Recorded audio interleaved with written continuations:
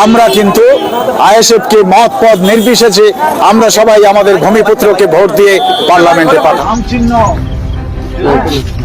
Vote দিতে হবে কিন্তু কি দেখবা বলতে লাগে না থাকি। আচ্ছা তুমি তো বড়দা, তোমার আর বলতে লাগবে, আমার ছেলের ভাইদের বলতে লাগবে, জিততে হবে তো। হ্যাঁ এই বাবু দাঁড়িয়েছেন, হ্যাঁ স্যার কামচিনে দাঁড়িয়েছেন, স্যার গেলে এখানকার এলাকার উন্নয়ন হবে আর সবাই বাড়ি বাড়িতে চাকরি পাবে।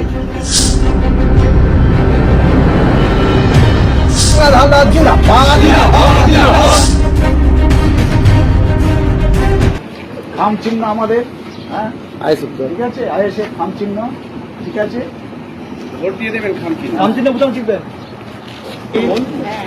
খাম চিহ্ন, হ্যাঁ ঠিক আছে, সবাইকে বলে দেবে।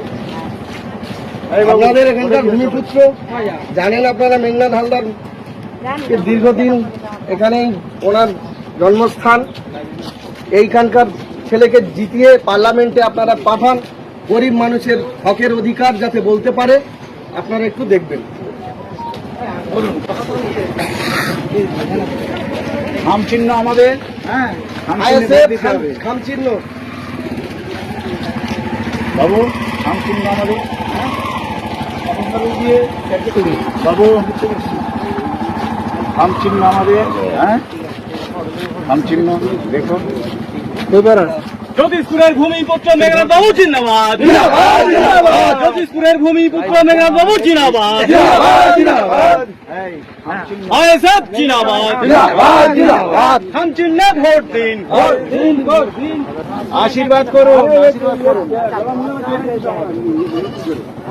সব হবে। এবারে আপনারা আপনাদের গণতান্ত্রিক অধিকার প্রয়োগ করতে পারবেন। যথার্থ পুলিশ মানে সেনাবাহিনী থাকবে, আপনাদের ভয়ের কোনো কারণ নেই। আপনারা নির্দ্বিধায় সকাল সকাল ভোট কেন্দ্রে যাবে।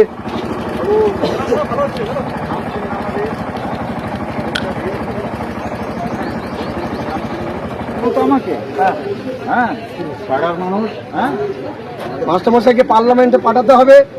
গরিব মানুষের অধিকারের কথা যাতে পার্লামেন্টে গিয়ে বলতে পারে। প্রতিমা মণ্ডল, যিনি 10 বছরের নির্বাচিত হয়ে আছেন এমপি, একটা ওই গরিব খেটে খাওয়া মেহনতি মানুষ, সংখ্যালঘু, আদিবাসী, দলিত, মজুর, কৃষকের কথায় একবার।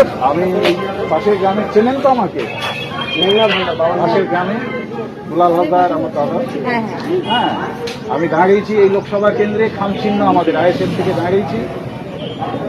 নিজেদের পাড়ার মানুষকে আপনারা ভোট দিয়ে জিতিয়ে দিন, হ্যাঁ ঠিক আছে।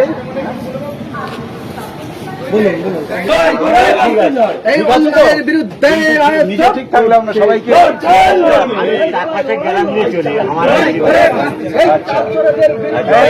এবং আপনাদের অধিকারের কথা একবারও কিন্তু পার্লামেন্টে বলেননি। সুতরাং একবার মেঘনাথ বাবুকে জয়ী করে আমরা পার্লামেন্টে পাঠাবো, গরিব খেটে খাওয়া মেহনতি মানুষের হকের কথা বলার জন্য। আপনারা পাশে থাকবেন।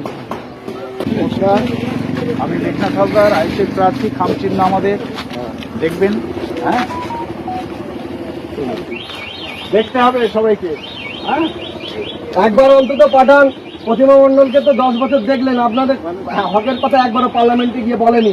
অথচ 10 বছরে 2,88,00,000 টাকা মাইনে পেয়ে গেছেন আমাদের ট্যাক্সের টাকায়, কিন্তু আমাদের একটা হকের কথাও তিনি পার্লামেন্টে বলেননি। তাই একবার মেঘনাথ হালদার বাবুকে আশীর্বাদ করে পাঠান, সবাই ভালোবাসা। হ্যালো, আইএসএফের প্রার্থী, খাম চিহ্ন মা বোনেদের বুঝিয়ে দিন। মেঘনাথ হালদার, দুলাল হালদারের ভাই। ওইদিকে একটু হাত দেখিয়ে দিন।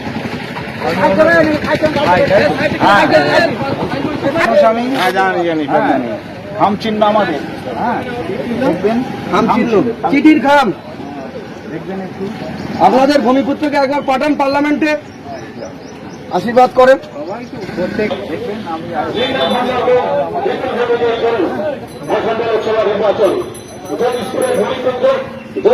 সন্তান মেঘনাথ হালদার মহাশয়কে খাম চিহ্ন ভোট দিয়ে দেখুন ভোটে তৈরি করুন। আপনাদের লোকসভা নির্বাচনে আমি মেঘনাথ হালদার পাশের সন্তান হ্যাঁ মেঘনাথ হালদার মহাশয় দুলাল হালদার, সুভাষ আমার ভাই।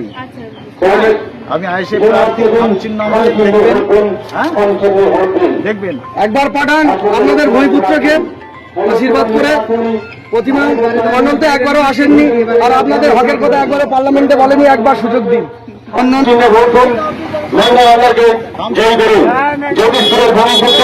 জ্যোতিষপুরের সন্তান জয়নগর লোকসভা প্রার্থী, জ্যোতিষপুরের সন্তান জয়নগর লোকসভা কেন্দ্রের প্রার্থী মেহমান হালদার মহাশয়কে বিপুল ভোটে জয়ী করুন।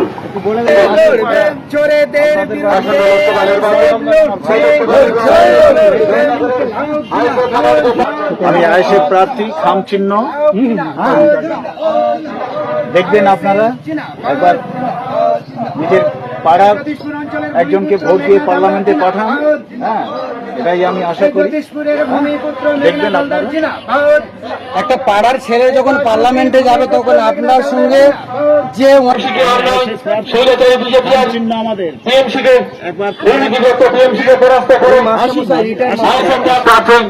ইন্ডিয়ান সেকুলার ফ্রন্টের প্রার্থী বেঙ্গল হাজার মহাশয়কে খামচিহ্নে ভোট দিয়ে বিপুল ভোটে জয়ী করুন। আসন্ন লোকসভা নির্বাচনে বেঙ্গল হাজারকে বিপুল ভোটে চালাও, ওই চোরেদের পাঠ চালাই এই তৃণমূল হার নয়। চাকরি চুরিতে, শিক্ষা চুরিতে, সরকারের টাকা লুট করেছে এই আইএসএফ লুট। এই চোরদের বিরুদ্ধে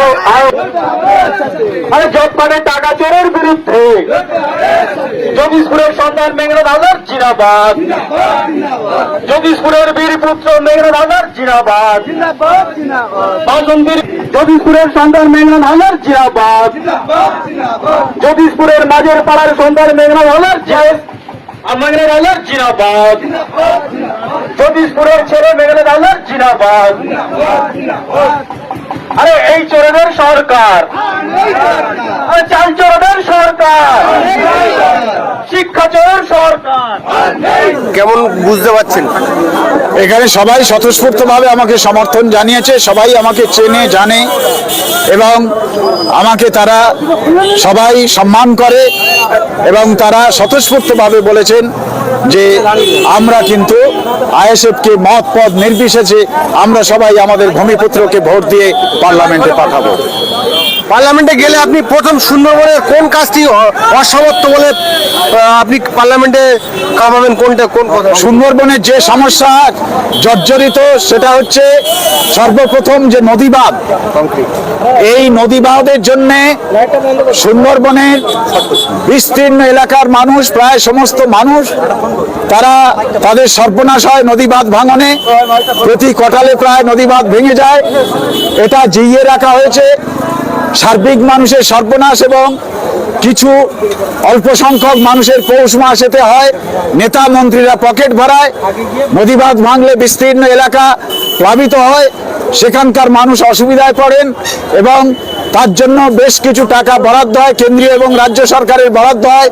সেই টাকা শাসক দলের নেতা কর্মীরা তারা নয়ছয় করে, লুটতরাজ করে, তারা ফুলে ফেঁপে একাকার হয়। আলাদিনের আশ্চর্য প্রদীপের মতো তাদের সম্পদ বেড়ে যায়। সেই জন্য তারা নদীবাঁধ ভাঙনটাকে জিইয়ে রেখেছে। আমি সর্বপ্রথম এই নদীবাঁধ ভাঙন রোধ করব। ইলেকশনে ইতিমধ্যেই ঘোষণা হয়ে গেছে, আপনি বেশ কয়েকদিন প্রচার করলেন জয়নগরের বিচ্ছিন্ন অঞ্চলে। এই প্রচার করে কতটা বুঝতে পারলেন এবং জেতার বিষয়ে আপনি কতটা আত্মবিশ্বাসী? জেতার বিষয়ে আমি সম্পূর্ণ নিশ্চিত। যেখানে গেছি মানুষ স্বতঃস্ফূর্তভাবে আমাকে সমর্থন জানিয়েছে এবং প্রচুর ফোন প্রতিদিন আসছে। বিভিন্ন সংগঠন সংস্থা থেকে তারা ফোন করছেন, তারা আইএসএফকে সমর্থন করবে, আইএসএফ প্রার্থীকে তারা ভোটে জেতাবে। আপনার প্রধান প্রতিপক্ষ শাসক দল তৃণমূল অর্থাৎ না বিজেপি? তৃণমূল এখানে কোনো প্রতিদ্বন্দ্বী নয়।